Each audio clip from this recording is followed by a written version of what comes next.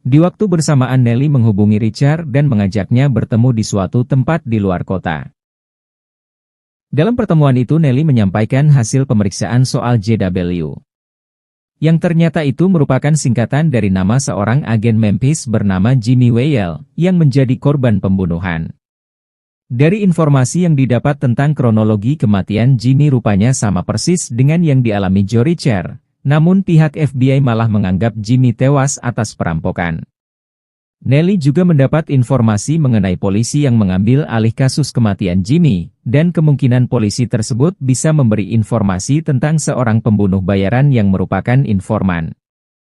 Mungkin saja orang itu mengetahui sosok pembunuh Jimmy, dan barangkali juga bisa menghubungkan kasus kematian Joe Richard. Di tempat lain Roscoe meminta gambar mayat Gray kepada Jasper, sebab Roscoe mulai timbul kecurigaan atas tewasnya Gray. Usai Roscoe mencermati gambar luka pada kepala Gray, ia berasumsi bahwa Gray mati dibunuh karena lukanya mirip dengan bentuk berlian. Dan ia yakin pelakunya adalah Tel karena dia memiliki berlian besar yang terdapat pada gagang tongkatnya, dan diduga tongkat itulah yang digunakan untuk menghajar Gray sampai tewas.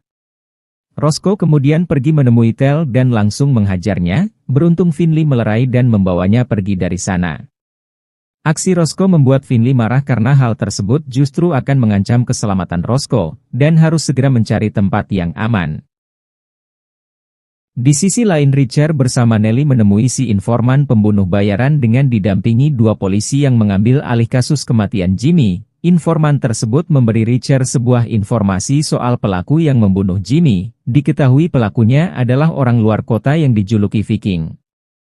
Kemudian Richard dihubungi Finley yang menyampaikan masalah Roscoe, di mana Roscoe tengah menjadi target pencarian Tel. Finley mendesak Roscoe agar bersembunyi dengan keluarga Paul sekaligus menjaganya. Finley sendiri berniat akan memasuki kantor cleaner untuk mencari petunjuk yang mungkin bisa membongkar kelicikan cleaner.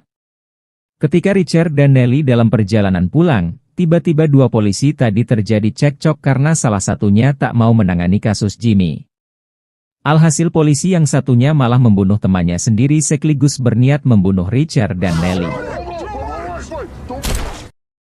Mereka berdua yang memberontak lantas membuat mobil yang ditumpangi mengalami kecelakaan dan terjun ke danau.